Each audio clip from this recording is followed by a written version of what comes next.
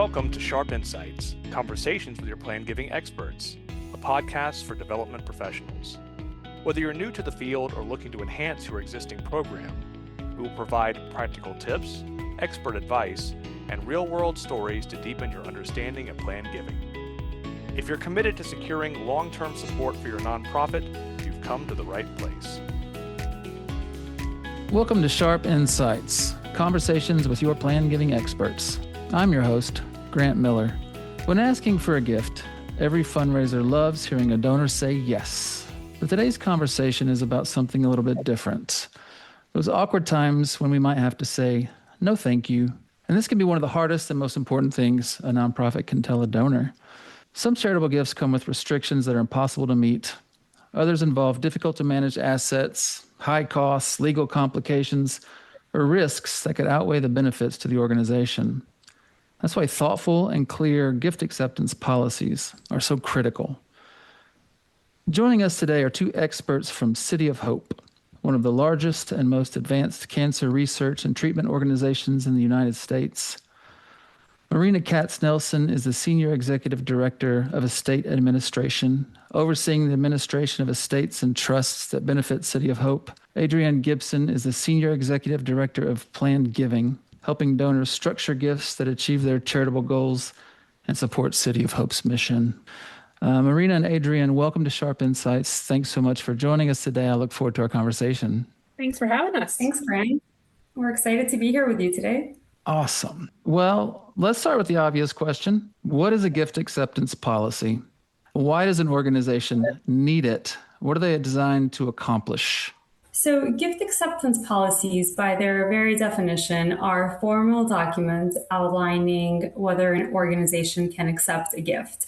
But I think another way to look at these is that they should be serving as tools or guides that fundraisers like Adrienne uses when communicating with donors, or when someone in my role who oversees bequest administration relies on when communicating with estate and trust attorneys, family members, friends, advisors. I just put them in the category of fiduciaries.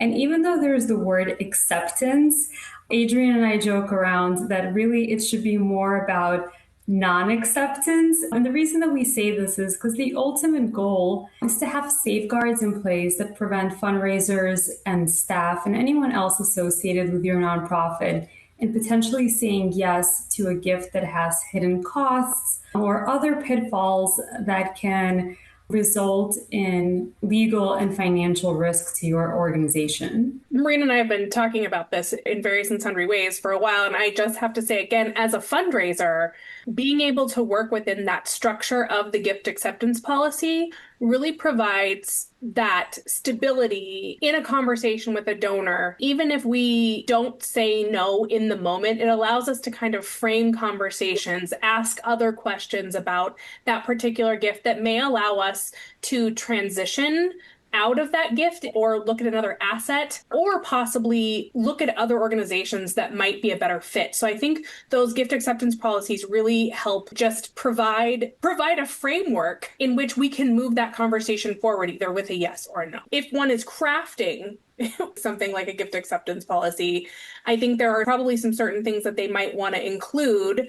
Marina was talking about the idea that accepting something that they may not be able to use. Well, in our case at City of Hope, we're solving problems all of the time. And especially with gift planning, those gifts may not be realized for many years down the road. So something someone may want to include in those gift acceptance policy is a closely related use cause. So if their designation is to something that we've solved, we can say we want to be able to use this gift in a closely related purpose if we've already solved the problem of leukemia or lymphoma or something like that. So I think that is something really important to include. It allows some flexibility within that framework down the road. Oh, so when you say closely related, you mean if the issue that somebody gave money for the mission has been resolved, that gives you a little bit of wiggle room there to use the funds or the gift for other purposes? Sure. I think a really good example at City of Hope would be We started out as a tuberculosis sanatorium. We solved the problem of tuberculosis. And so those gifts that were coming in for tuberculosis, we needed to be able to transition that to the mission of the organization, which is, if it was tuberculosis research, it would be cancer research. So the next, or something related to the lung, things that are closely related, because the problem that people were giving money for got solved. I think this happens in research organizations a lot, but also academic institutions who may be changing direction with majors or things that become obsolete over the history of an organization. Oh, that's a good point. I've thought about that kind of abstractly. I've always thought, what does a large organization do if diabetes is cured? What are a lot of these large organizations going to do? I like the idea of keeping the work going and pivoting to where you're needed. I think that's awesome. Yeah, and I think that's a really important provision. But I think in the bequest administration world, the provision that is really important for me in gift acceptance policies is what assets your organization can accept and which ones they can't. Because once a donor passes away and we learn about their estate or trust, usually there's a very narrow window for when you can disclaim, essentially give up your interest, and that's usually 9 months. So all organizations are thrilled to accept cash. These days, all or most organizations should be set up to receive marketable securities that they could take in and liquidate. But over time, donors have become a lot more sophisticated. They're aware of all of these great charitable giving options that exist. So organizations have to expand, or had to have expanded, their gift acceptance policy so that they can accommodate these complex assets, ranging from real estate, tangible personal property, closely held interests, cryptocurrency, intellectual property. So really having that guidance about what can be accepted, what can't, what is the criteria for accepting, what does our due diligence look like? If it's 9 months or a year, then that makes disclaiming really difficult. And finally, who within the organization has the authority to make the final decision about whether an asset can come in? So I think those provisions for someone in my role are really important.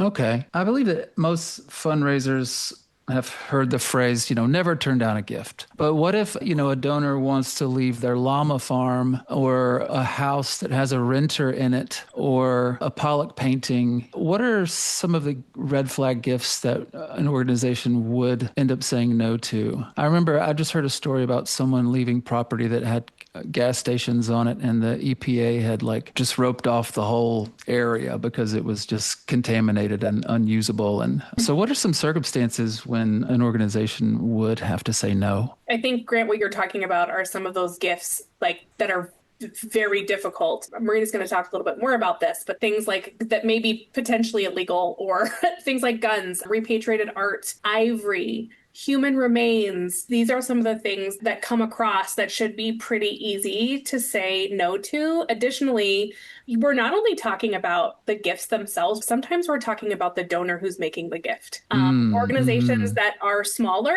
the resources that would come to the organization for someone who is potentially having a rough go in society, those resources, that organization may mean the difference between them staying in existence or not. But what is the risk to reputation? What is the risk to alienating other donors? Those kinds of things. So although we often focus on the assets, sometimes we have to look at who's making the gift as well. Okay. If you have someone who's maybe involved in some unsavory issues or something and they want to give to your organization, and it would just kind of look bad, right?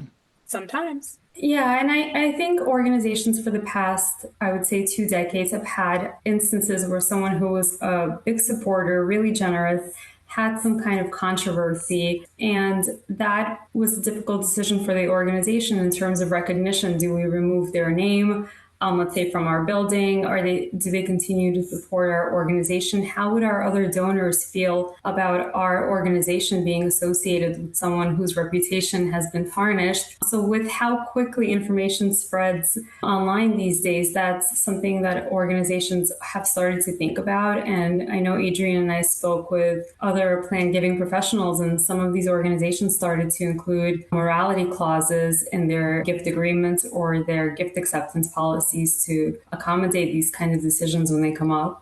Additionally, when we're talking about the assets themselves, we often look at issues of related use. So for an organization like City of Hope, if someone had a priceless firearm, say, that was used in the Civil War, they really wanted City of Hope to take this, we might use a relationship to say, in my case as the fundraiser up front, saying, this is wonderful. Is there anyone else in your family who would want to take this clearly heirloom weapon?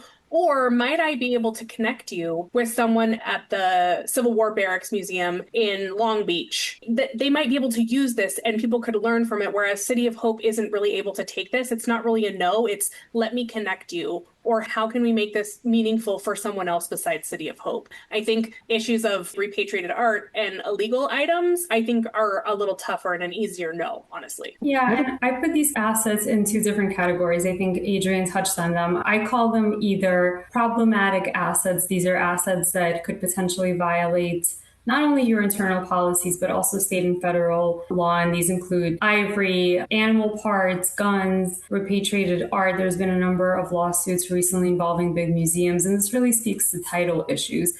There's also other assets that more commonly come up, and I call these complex assets with complexities. And I think some examples of this is gifts of real estate. I think there's a lot of due diligence that needs to happen to really answer those questions of, is there a clear title? Are there any environmental concerns? Can this piece of real estate actually be sold? Are there any restrictions on sale? Are there any easements? Is there a tenant who's never going to leave and we're going to have to handle that? What is the ultimate cost to my organization? If the cost far outweighs the benefit, then this might not be the best gift for your organization to take. And really anything that could potentially expose you to risk. And that could come in various forms. That could be property that has issues. It could be closely held business interests that you can't liquidate and you're maintaining ownership and control over for a period of time. And then you find out that the business dealings are not something that aligns with your mission. And we're fundraisers, not llama farmers, right? That's right. Exactly. So this is something I'm thinking about here. I think the example of the Civil War musket is really interesting because it seems like that's the kind of object that a donor would say, I'm going to donate this to a relevant organization, right? Like a Civil War museum or,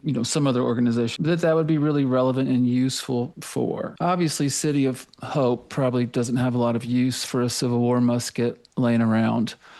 Why would a donor not, say, sell the object and give the funds received from that object, whatever it may be, real estate or whatever, and give that to the organization? And is that something that, as an organization, you would ever, I wouldn't say outright suggest or anything, but is that something that you would address or bring up in any way? I think often it depends on the relationship with the donor and the relationship that's being built. When you have strong trust with the donor, being able to be transparent about what's going to happen to that thing. Oftentimes things with sentimental value, they expect to have a much higher value monetarily or tax related than they actually do.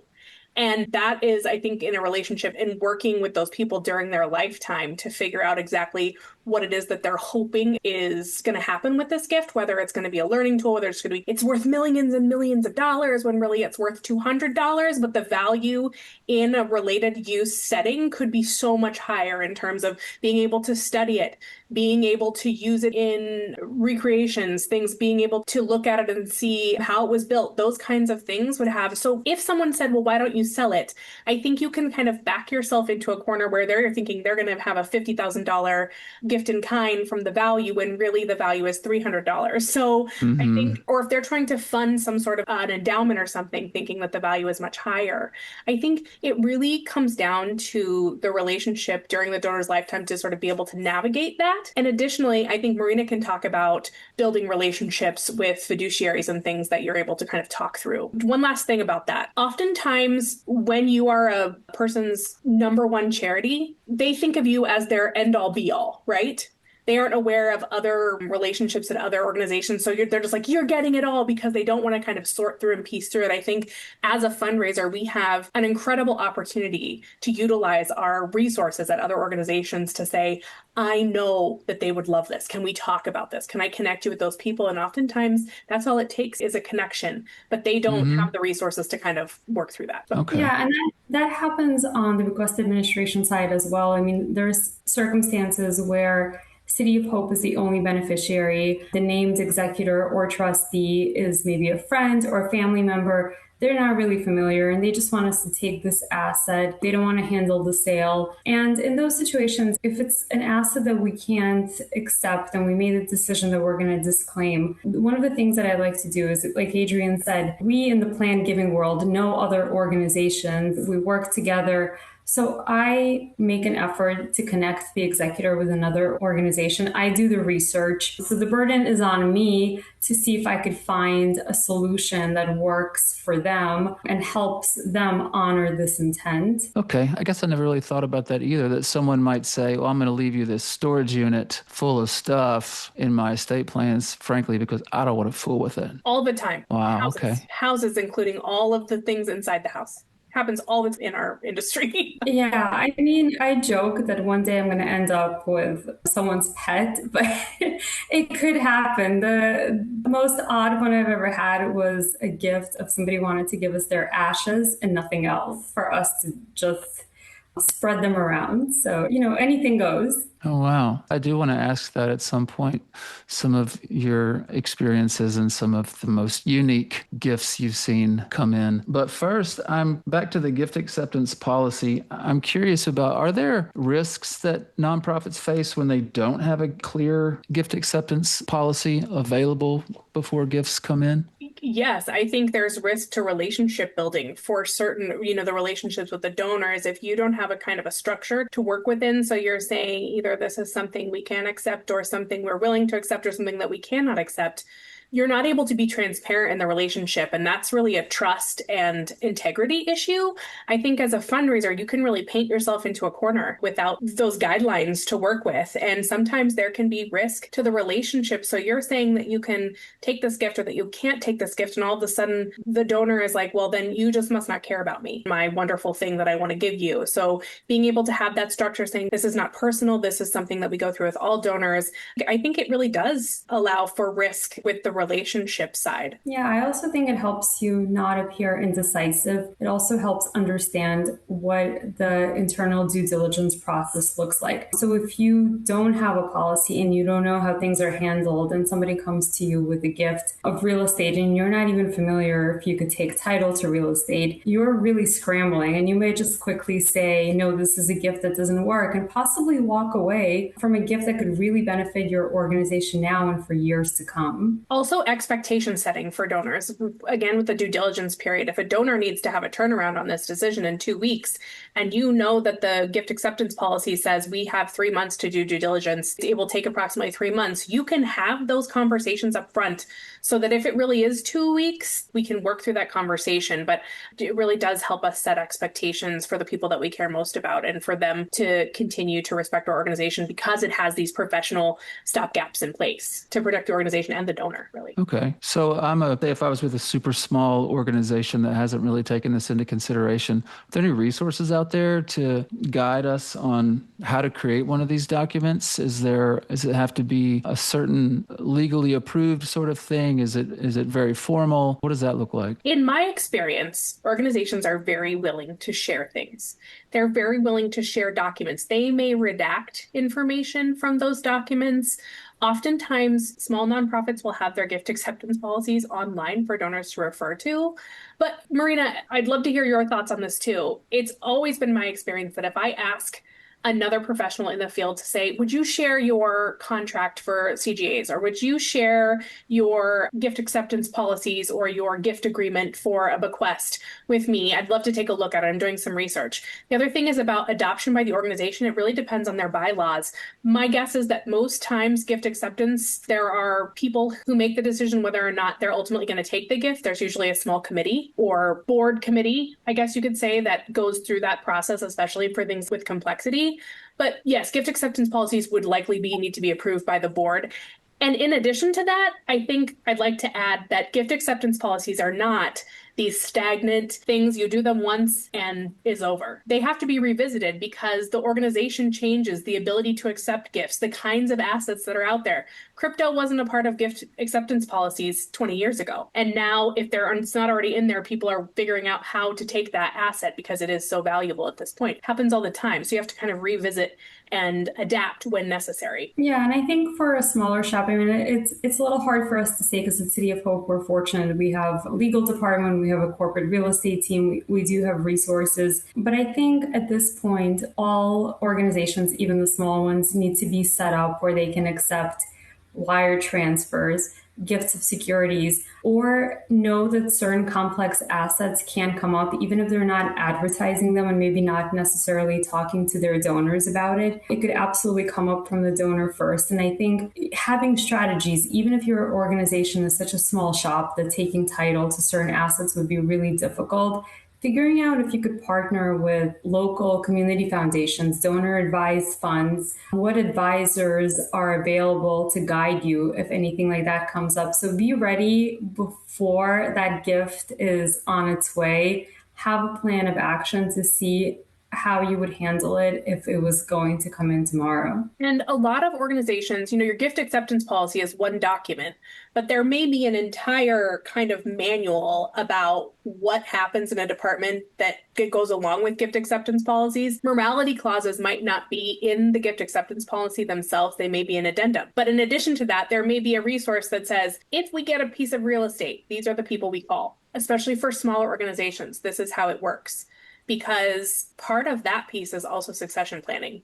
Because in our business, we hardly ever see the gifts that we worked on come in or be able to continue through that relationship. So I think there's the gift acceptance policies, and that's part of that. And then there are these other pieces that go along. I think especially for smaller organizations, it's important to have those other pieces that go along with it. Absolutely. So are there any examples of, say, common gifts that look really good on paper or that you've seen organizations generally get really excited about in some way, but end up creating significant challenges? I have two examples and Marina has some too. But one of those things is real estate, right? You can all of a sudden have a donor come to you and say, I want to give you this apartment complex that's worth $6 million.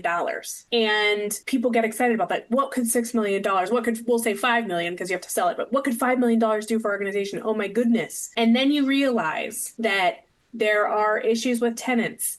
There are issues with the ground. There are issues with the neighborhood. There are liens on the property. It needs a new roof. There's some litigation against the previous owner from tenants. All of these things, right? You see the value and you think, as you do your due diligence, you just keep uncovering and uncovering and uncovering things. And you really have to weigh, does the organization have the resources to work through this in an efficient way that doesn't sort of work against the end value of the gift? The other thing about that is I once had a person call me and try to put a property that didn't belong to him in a charitable remainder trust. It was parents' property. Okay.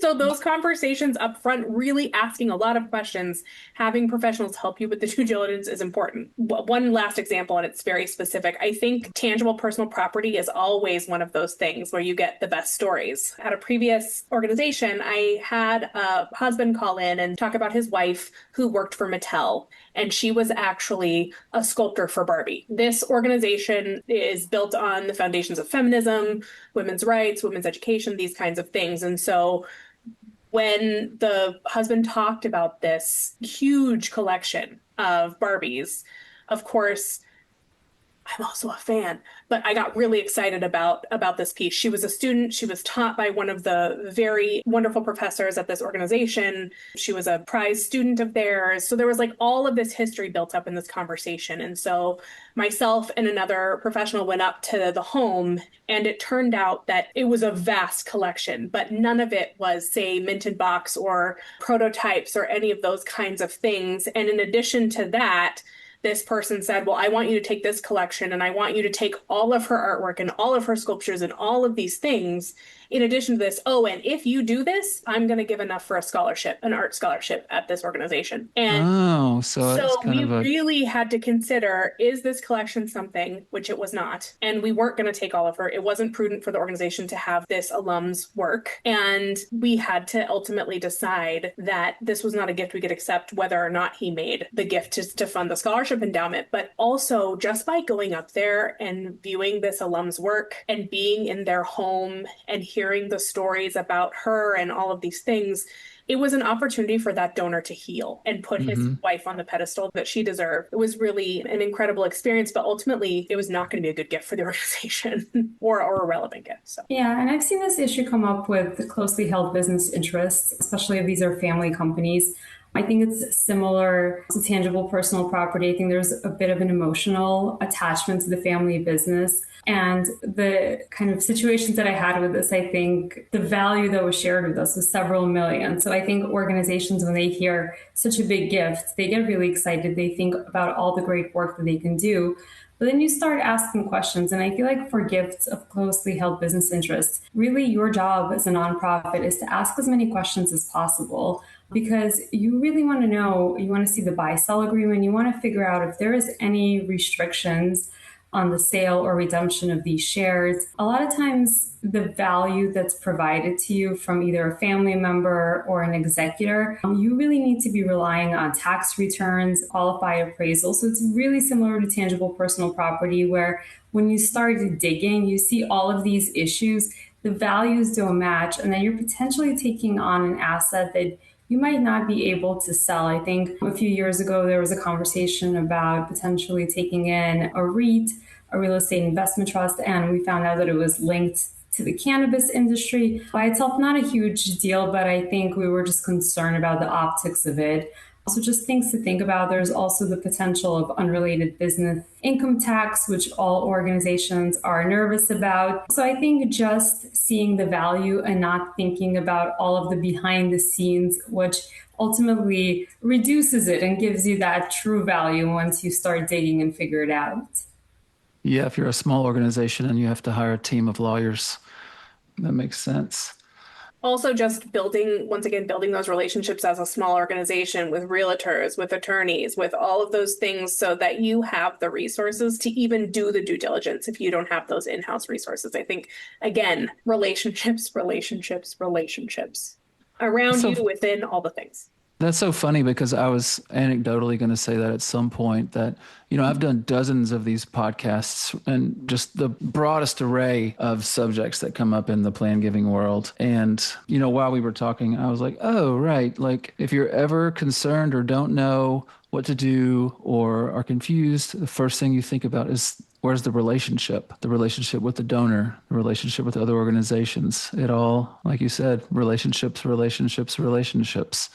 I think that, we might have to do a whole podcast and just call it relationships, and see how much we can cover, because it seems to be what it all sort of boils down to. Yeah, and those relationships, they continue. Once the donor passes away and we learn that we're a beneficiary of their estate or trust, that relationship takes a different form. It's with their fiduciaries. And Adrienne and I have really partnered together on a lot of gifts where we notice that there's opportunities for generational giving, where children of the deceased donor now want to continue their parents' philanthropic legacy. How we can work together to cultivate and steward that next generation of donors. So there's various relationships out there as well. And at City of Hope, I was just working with a donor who is 3 generations removed from kind of the initial involvement with the organization. And the reason she is putting us in her estate is because her grandmother was so involved, and her mother talked about the importance of City of Hope. And while she's involved, her mother and grandmother were very, very involved. So we're talking about 3 generations of women. And this one lives in Seattle, and our organization's in Los Angeles. And there are stories like that at City of Hope a lot.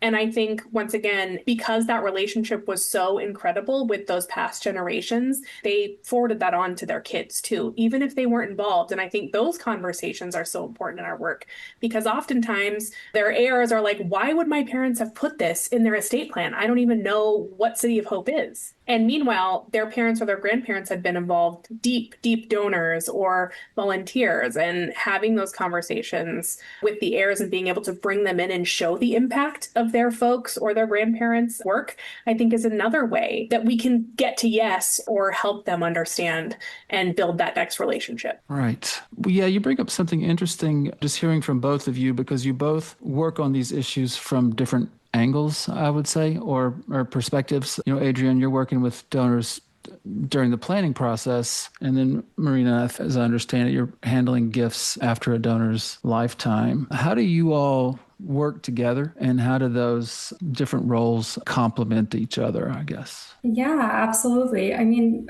like I think Adrienne said it earlier, planned giving really is a long game. Those conversations that she's having with donors now, it might not result in a gift for years and years. Sometimes when I'm working on an estate or trust, I like to see what inspired this donor to include us in their estate plans. And I look through the record, and that first interaction with the fundraiser, like Adrienne, might have taken place decades ago before I was ever in this field. The work that she's doing now might not come into fruition for years and years. But on my end, once a donor passes away and we learn about a gift, usually if it's a complex gift, and a lot of times it's a donor who never told us about this gift. And I always think, wow, I wish we actually had more of a relationship with them. And I wish they were able to share. They were leaving us this asset because we would have asked all of the right questions.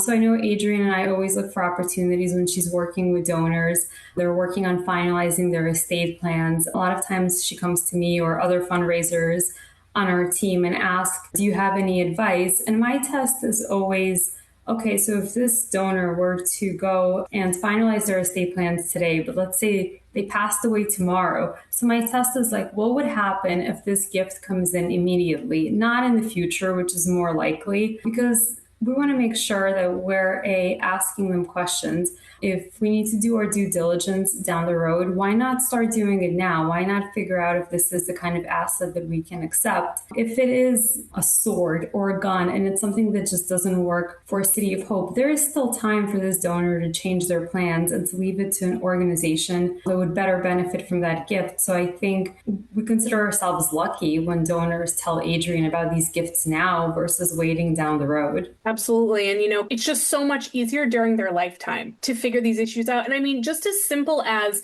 hey, I have this giant IRA and that's going to my kids and I'm going to give City of Hope $150,000 cash. When they say that, there's a couple of conversations we can have as part of their advising team. One is, have you considered maybe changing those assets because the tax implications of gifting IRAs to your children are different? And since you're planning to be charitable and leave something for your children, why don't we consider changing where the assets for charity are coming from rather than just your other financial accounts? That's such an easy one. And it's better for their heirs. It's better for the organization. And it's such a minor change. It creates trust. It helps them understand that you're not trying to take a bigger piece. Additionally, offering things like, has your attorney encouraged you to use percentages as your distribution rather than lump sums? Those kinds of things can come up and you can just give them nuggets of information while they're alive, which will turn out better for everyone in the end. Additionally, the way these relationships work is we're doing this great work on the front end to hopefully leave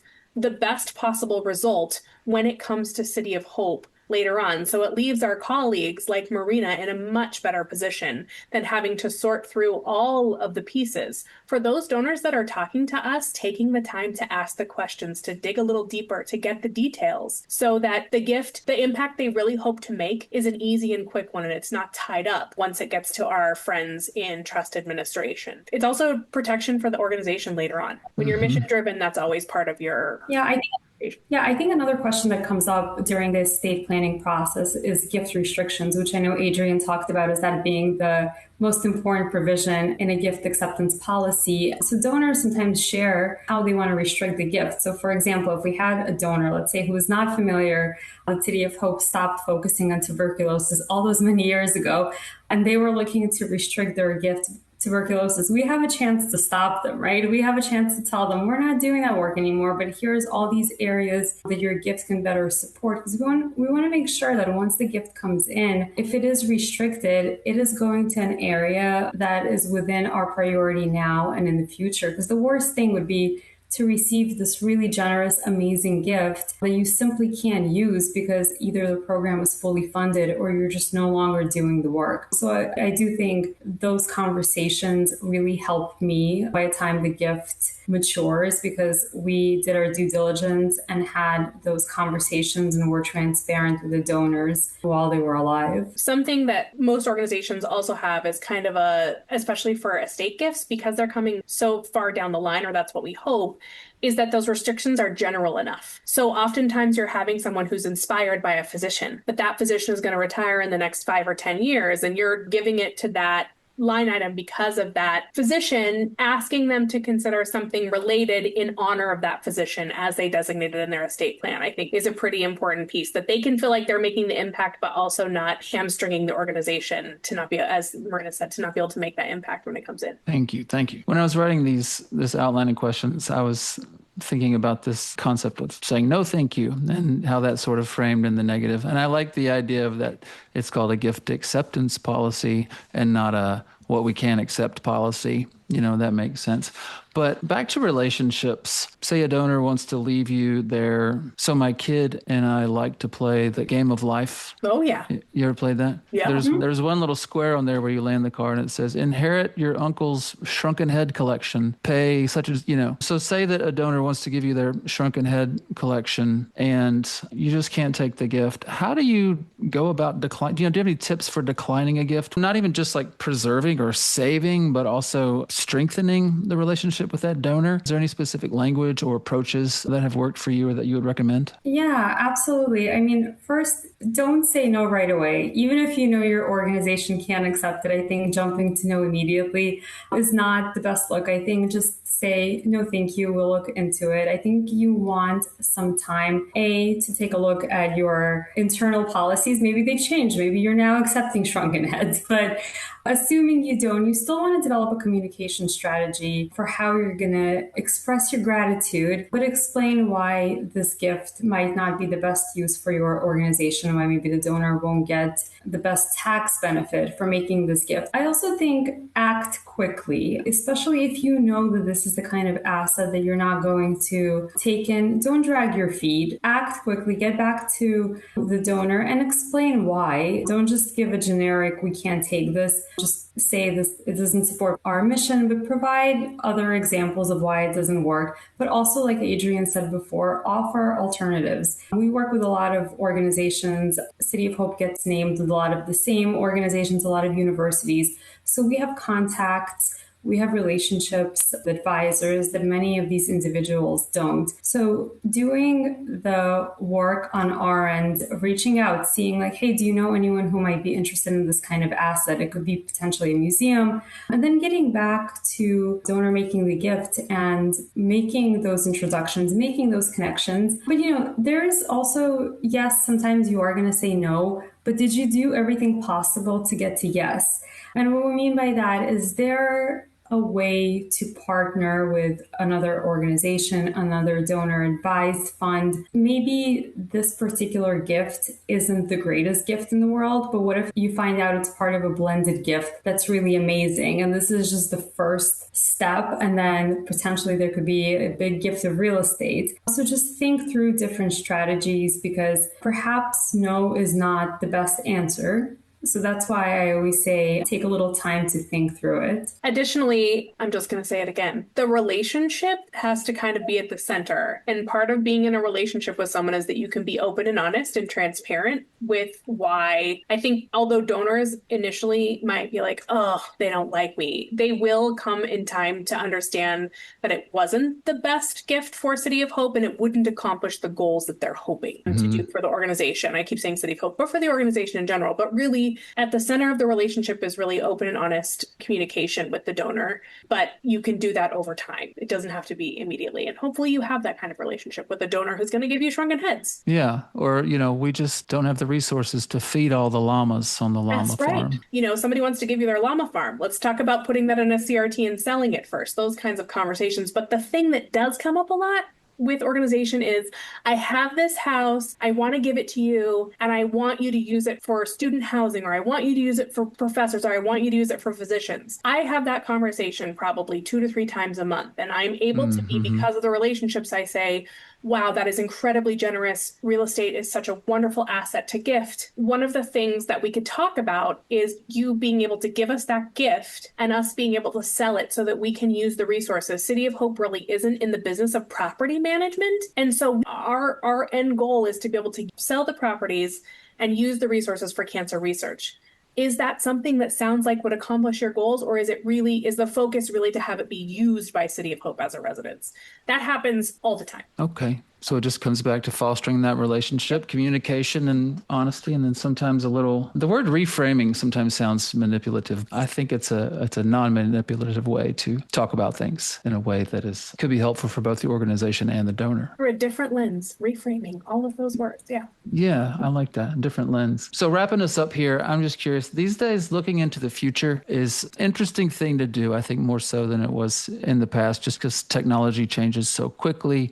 We're on the cusp of what's going to happen with AI and all that sort of stuff. But are there new assets or emerging trends or anything like that organizations should kind of brace themselves for or start considering today when they're writing their gift acceptance policies? Yeah, absolutely. I think that's a great question. I think we're all trying to predict the future a little bit, which is tough. One of the assets that's the new kid on the block is cryptocurrency. I haven't worked on that kind of gift myself, but I've talked to other colleagues within other nonprofits, and they've already seen those gifts come in. I think with AI and the tech boom, there's going to be a lot more gifts in the future of intellectual property and closely held business interests. And, real estate, it's not going away anytime soon. So I think I'm really embracing it. I mean, real estate is such a great gift for a donor to make to an organization. A donor would get a really nice charitable deduction. They can avoid capital gains taxes. Also, in a lot of places like California in particular, a lot of wealth that a donor has is really tied to their real estate.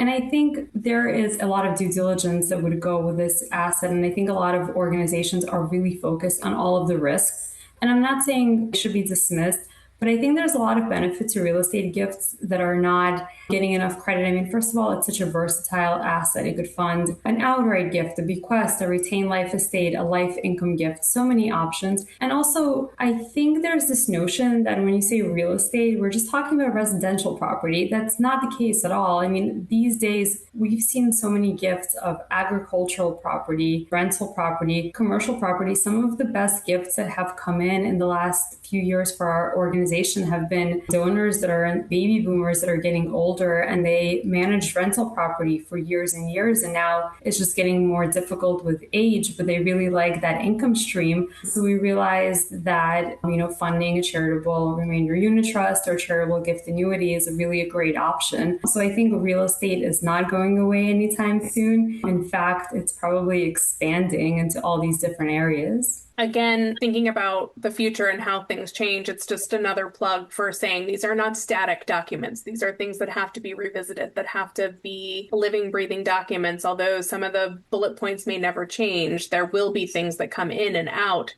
and may no longer be relevant, but also things that happen with tax law, things that happen at the national level with the national administration or state administrations that make gift acceptance policies change, because it's more favorable for donors to be making gifts of that type or under a certain timeline or things like that. So yeah, and I think we touched on it also that, again, it's not always about the gift, it's also the donor, really, that those ethical questions. So just thinking through that, I think in the future I could see with cancel culture, so to speak, more organizations being mindful of that and having that morality language in terms of recognition and what happens and how do we, get out of naming opportunities if there is a controversy that we no longer want to be associated with this individual. So it's really important for organizations to just be open to change. We never know when the bigger, beautiful bill is going to come out, or tax issues. Make sure we stay up to date on those sorts of things and that our gift acceptance policies reflect those changes.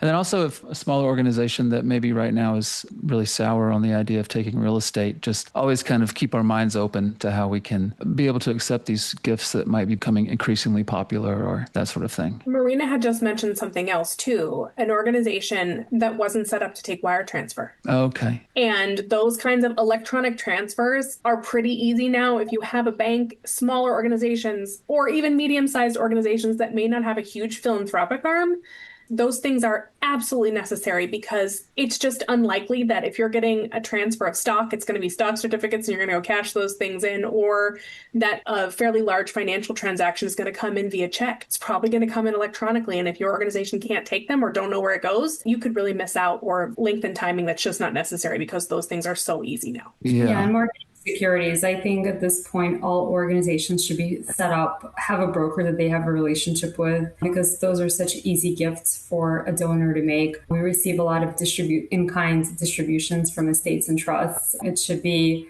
something that we're all set up to receive, especially as things get more digital. And yeah, with bigger gifts, a lot of seven-figure gifts, six-figure gifts. I know a lot of representatives who I work with would prefer to wire that money versus sending a check. So I think definitely being ready. You don't want to delay potentially receiving a big gift because you're not set up for it to come in. Great advice. Yeah, it seems like also that's something that's just going to become increasingly necessary as time goes on. Specifically, pennies the wire don't even transfer exist thing anymore. Yeah, nickels are probably next, right? Problematic, right? So get those wire transfer instructions out.